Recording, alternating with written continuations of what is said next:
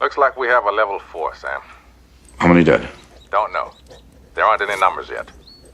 What do you think it is? Too early to say. The World Health Organization is preparing a team, but I want you there first. I'm taking you off Hunter and flying you to...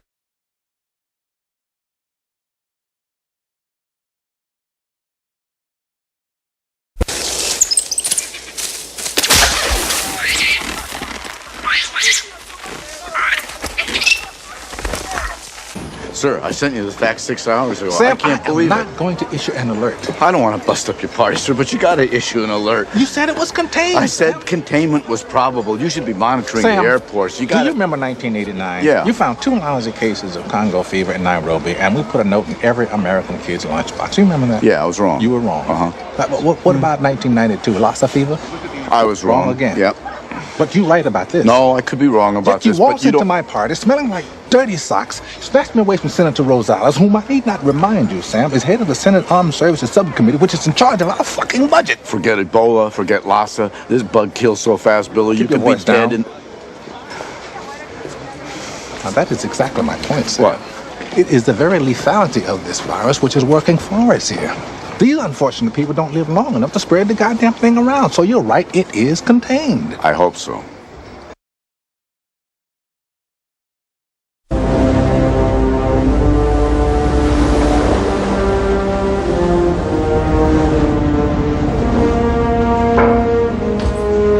원승아, 왜 그러니? 배고파? 내가 이거 줄까? 먹어. 맛있어? 내가 또 줄게. 그래, 먹어.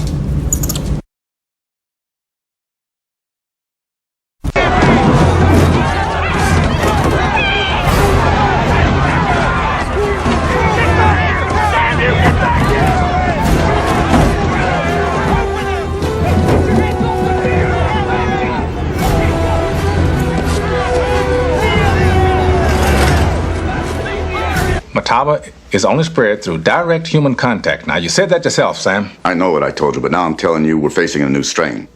What? It spreads like the flu. Impossible. Fine. Go to the hospital, check it out yourself. Go without a mask, you'll see more clearly. You got 19 dead, you got hundreds more infected, and it's spreading like a brush fire. You gotta isolate the sick, and I mean really isolate them, Billy. We gotta get everybody else back into the houses. We gotta keep them there. We're doing that, Sam. No, we're not doing it because I just drove through 100 people. And if one of them has got it, then 10 of them have got it. And if one of them gets out of Cedar Creek, Billy, then we're in deep fucking shit.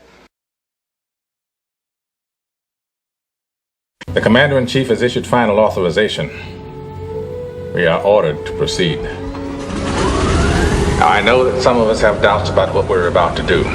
We'd be less than human if we didn't. But the fate of the nation, perhaps the world, is in our hands. We are the last line of defense. We dare not refuse this burden. I'm confident that each of us, each of you, will do his duty. Viper 6 out. Viper Command, Sandman is rolling, over.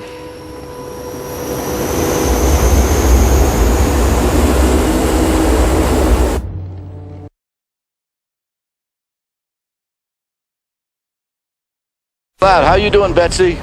Salt? Sir. Use the E1101 as a roadmap to synthesize an anti-serum. I'll get right on it. We got an awful lot of people Hey, here. I'll copy it big time. I mean, I want leaders of it. Yes, sir. I want everything in place if Robbie responds. You got it? Yes, sir. Okay.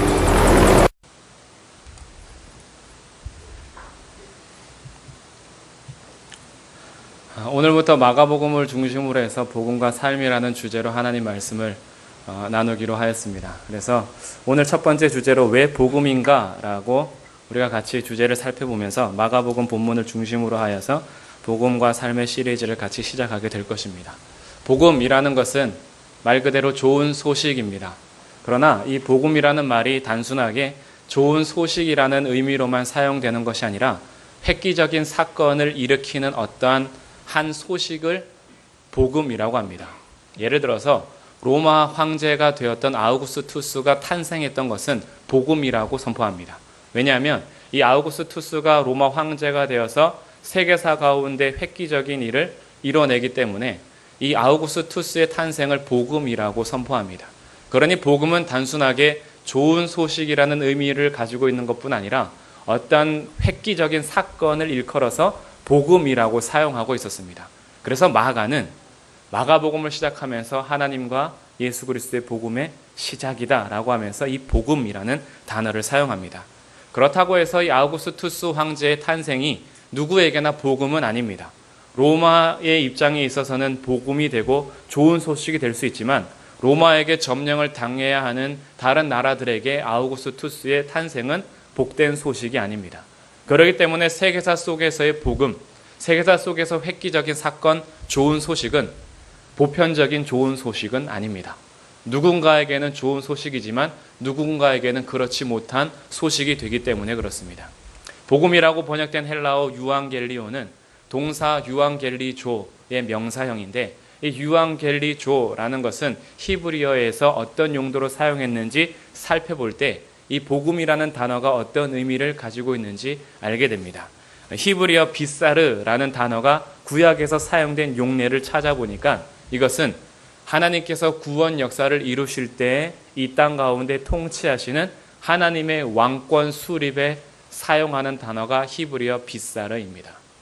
그러니까 성경에서 말하는 좋은 소식, 유앙겔리온, 이 복음이라는 단어는 단순하게 이 세상의 어떤 획기적인 사건이 아니라 이 땅 가운데 하나님의 통치가 실현되는 것을 복음이라고 하는 것입니다. 이 단어를 찾아와서 복음이 시작되었다라고 선포하는 것은 결국 하나님의 통치가 시작되었기 때문에 이 땅 가운데 주의 구원의 역사가 시작되었음을 알리는 것이 바로 복음이라는 말입니다. 그렇기 때문에 우리가 오늘부터 복음과 삶에 대해서 다시 고민해 보면서 도대체 왜 복음을 믿으라고 하는가? 도대체 왜 복음인가라는 것을 살펴보는 것은 참 귀한 일이라고 생각됩니다. 오늘 저희가 읽었던 본문 말씀 15절을 다시 한번 같이 읽어보겠습니다.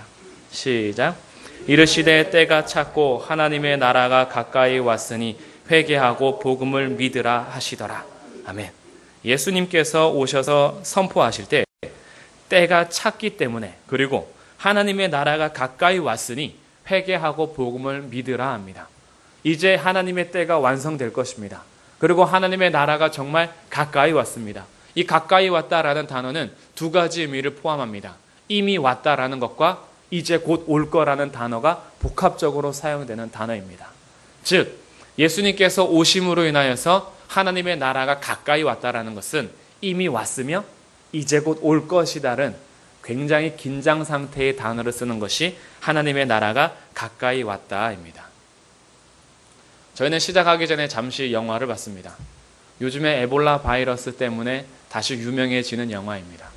에볼라 바이러스를 소재로 하여서 1995년에 만든 아웃브레이크의 한 장면, 몇 장면들을 저희가 편집해서 봤습니다.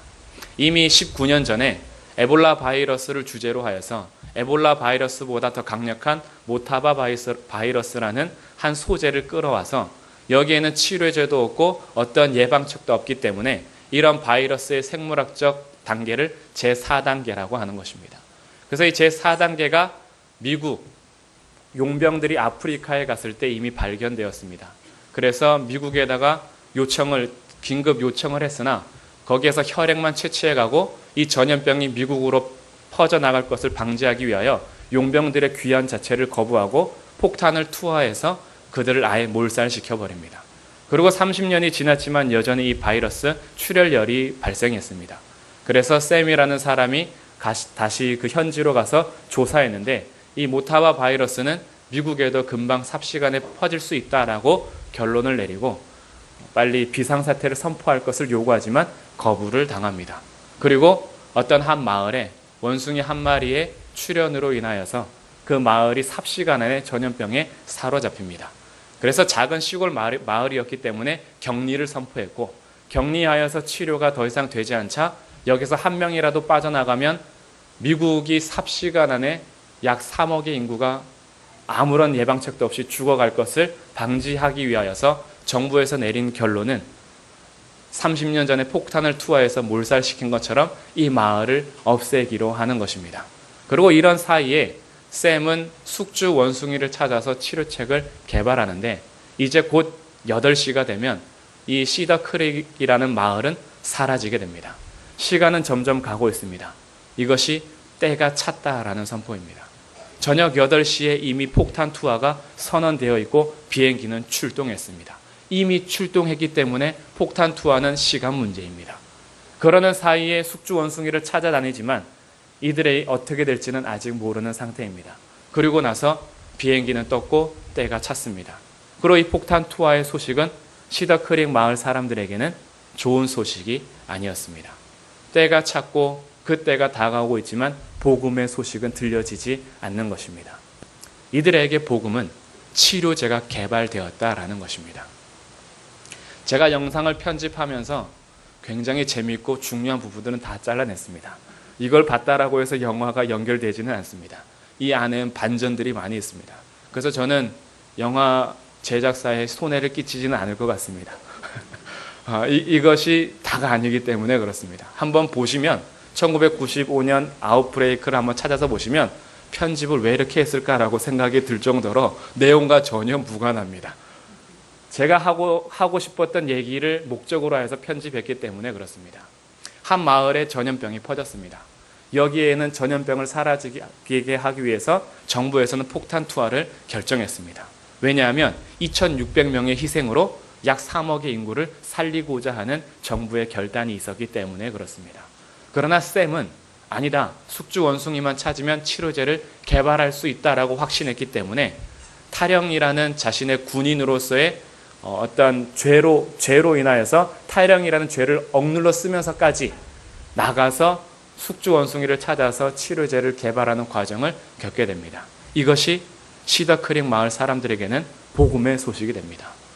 죽어가고 있습니다. 이 출혈열이라는 것은 2, 3일 안에 바이러스가 몸에 있는 세포를 다 잡아먹습니다. 그리고 고열을 일으키기 때문에 뇌와 내장이 다 녹습니다. 그래서 눈과 코와 입에서 피가 흐르면서 죽는 것이 출혈열입니다. 굉장히 무서운 것입니다. 그래서 이 출혈열 발생으로 인해서 죽어가는 그들에게 치료제가 개발되었다라는 소식은 복음입니다.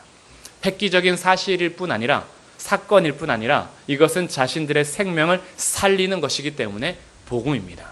그러나 이 치료제 개발이 복음이라는 것은 죽어가는 그들에게나 아니면 죽어가고 있는 그들을 사랑하는 사람들에게는 복음이지만 전염병이 옮지 않았고 그 마을과 전혀 상관이 없으며 죽어가는 사람이 나와 상관이 없다라고 생각하는 그들에게 치료제는 자기의 유익과 손실을 따져서 취급해야 되는 물건일 뿐입니다.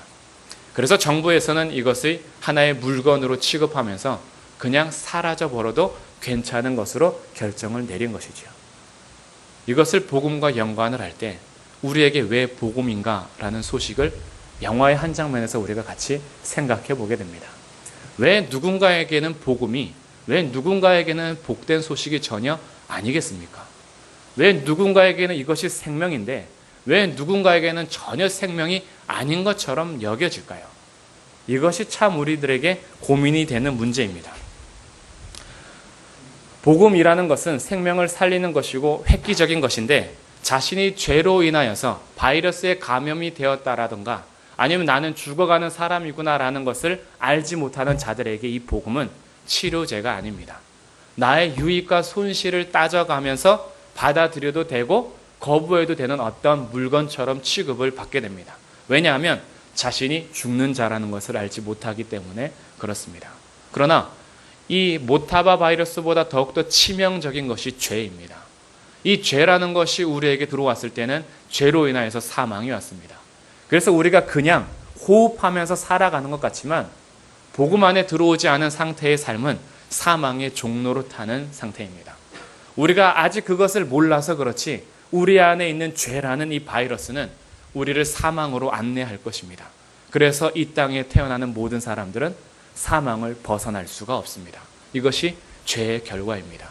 그렇기 때문에 자신이 죄인이라는 사실과 내가 죄로 인하여서 사망을 당한다라는 사실, 그리고 나는 죄로 인해서 이미 죽어있는 자의 상태라는 사실을 알지 못한다면 이 복음의 소식은 자신과는 전혀 무관한 것입니다. 그냥 왜 교회를 가야 하는지, 왜 기도를 해야 하는지, 왜 성경을 읽어야 하는지, 자신에게 자꾸 뭔가 요구하는 불편한 것일 뿐입니다.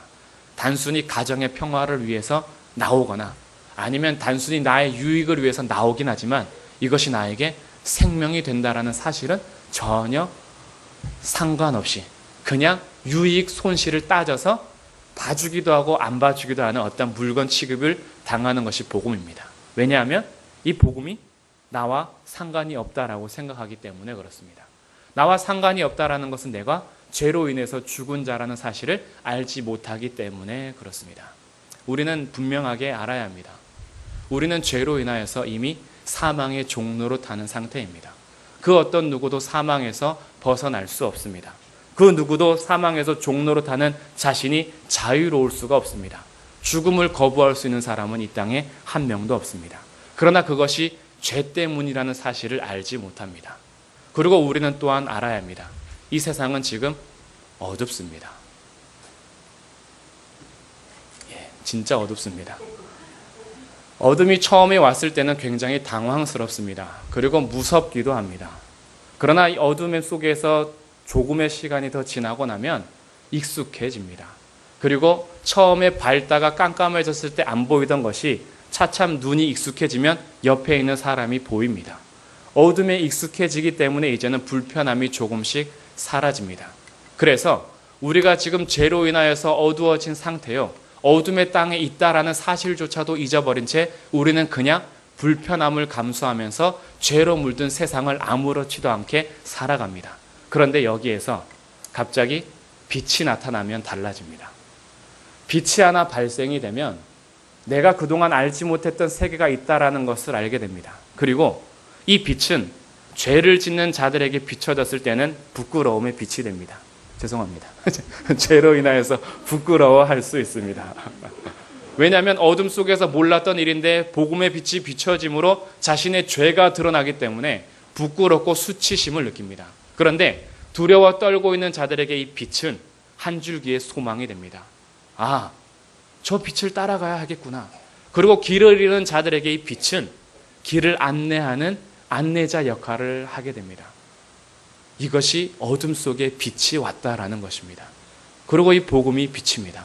예수 그리스도께서 이 어둠 가운데 빛으로 오셨습니다.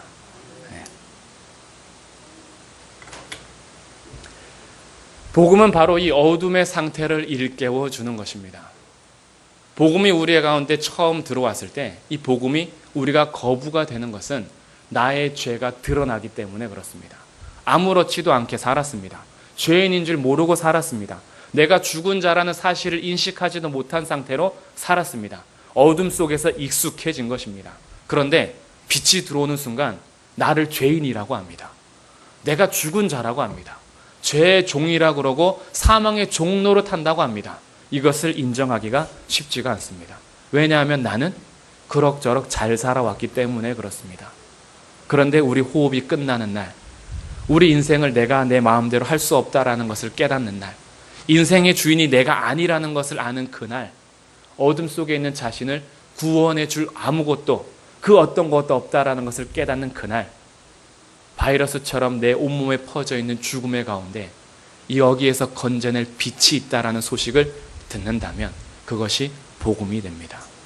왜 21세기를 살아가는 우리들에게도 여전히 복음이어야 하겠습니까?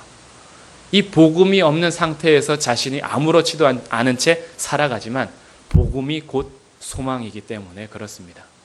복음이 곧 사망 가운데 생명이기 때문에 그렇습니다. 복음이 어둠 가운데 빛이기 때문에 21세기를 살아가는 저희들에게도 여전히 빛이신 복음이 필요합니다. 이 복음을 거부하고 살아갈 때에는 내가 죽은 자라는 사실을 알지 못한 상태에서 그냥 그 바이러스의 치명적인 증상과 함께 이 땅에서 그리고 죽음 이후의 세계에서 우리들은 슬피 울며 이를 갈게 될 것입니다. 그러나 이 땅 가운데 주님께서는 폭탄을 투하하여서 없애버리기로 결정하지 않으시고 이 땅 가운데 치료제를 허락하셨습니다. 영원한 생명을 얻을 수 있는 길을 여셨습니다. 그래서 자신들이 영원한 사망에 매여 있다라는 것을 알고 한탄하고 후회하고 가슴을 치고 있을 때 이 생명에 빛된 소식이 바로 복음이 됩니다. 이것이 오늘도 우리가 복음을 전하는 이유요, 복음만이 우리의 소망이라는 이유입니다. 그래서 오늘도 어둠 가운데 주님께서 오셨습니다. 그리고 오늘 선포하시는 것입니다. 때가 찼고 하나님의 나라가 가까이 왔으니 회개하고 복음을 믿으라. 과연 나에게도 이 복음이 복음입니까? 오늘 내가 복음을 거부하는 이유는 무엇일까요? 여전히 나의 삶에 복음이 복음되지 못하는 이유는 무엇입니까? 그것은 복음에 문제가 있는 것이 아니라 자기가 바이러스의 전염병이 옮았다는 사실을 인식하지 못하여서 이 치료제가 필요 없다라고 생각할 뿐입니다. 그것은 곧 자신을 죽음에 내모는 일과 같습니다. 성경은 분명하게 선포합니다.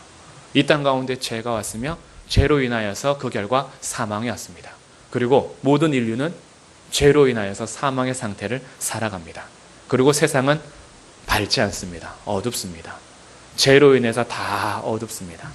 우리는 미래에 대한 소망이 없습니다. 오늘날 한번 주변을 둘러보십시오. 젊은이들에게 소망을 찾을 수 있겠습니까? 어린 생명들에게 소망이 있습니까? 우리가 오늘날 보는 뉴스에는 젊은이들, 10대들, 그리고 20대들 하는 범죄들이 어른보다 더 악랄함을 알게 됩니다. 다음 세대가 선하지 않습니다. 다음 세대가 빛이 아니고 다음 세대가 어린아이들이 소망이 아닙니다. 이 어린아이, 청소년들, 10대, 20대들에게도 복음이 비춰지지 않는 한 어둠 속에서 죽어가는 멸망의 상태에 있는 존재일 뿐입니다. 우리에게 이 땅에게 유일한 소망은 빛으로 오신 예수 그리스도 한 분밖에 없습니다. 이것이 복음입니다. 그래서 복음을 내가 믿는다라는 것은 예수 그리스도를 믿는다라는 것을 의미합니다. 어둠 가운데 빛으로 오셨기 때문에, 사망 가운데 생명으로 오셨기 때문에, 보지 못하는 맹인의 눈을 떠주셨기 때문에, 그래서 세상이 어둡다라는 사실도 알지 못한 채 맹인으로 살아가던 저희들의 눈을 열어주셨기 때문에 이 복음이 오늘도 복음이 되는 것입니다. 이런 구조로 인해서 마가복음은 굉장히 재미있게 엮여져 있습니다. 마가복음은 제3막으로 구성이 됩니다. 첫 번째 막은 갈릴리에서 예수님의 행적입니다. 두 번째 막은 갈릴리에서 예루살렘으로 가는 행적을 그르는 것이 제2막입니다. 제3막은 예루살렘에서의 예수님의 행적입니다. 그런데 재미있는 사실은 1막이 끝나고 2막이 시작될 때의 사건은 맹인이 치유되는 사건입니다. 그리고 2막이 끝나고 3막이 시작될 때의 사건도 맹인이 치료되는 사건입니다. 문학적 구조를 통하여서 마가복음의 전체적인 메시지를 선포하는데, 복음은 맹인이 눈을 뜨는 것이다 라는 것입니다.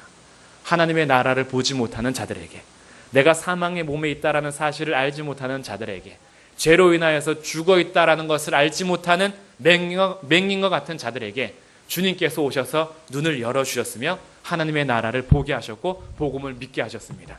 그래서 오늘도 여전히 복음이 선포되는 것이고 21세기를 살아가는 오늘 우리들에게도 복음이 필요합니다. 왜 복음입니까? 우리의 눈을 뜨게 하여 바르게 보게 하는 것이 복음이기 때문에 그렇습니다. 때가 찼습니다. 하나님의 나라가 가까이 왔습니다. 그러니 회개하고 복음을 믿으십시오. 이 복음은 하나님의 통치의 실현입니다. 하나님의 통치의 실현을 통하여서 하나님의 구원이 선포되는 것입니다. 이 일이 예수 그리스도를 통해서 이루어졌습니다. 그래서 곧 예수 그리스도가 복음입니다. 예수 그리스도를 믿으십시오.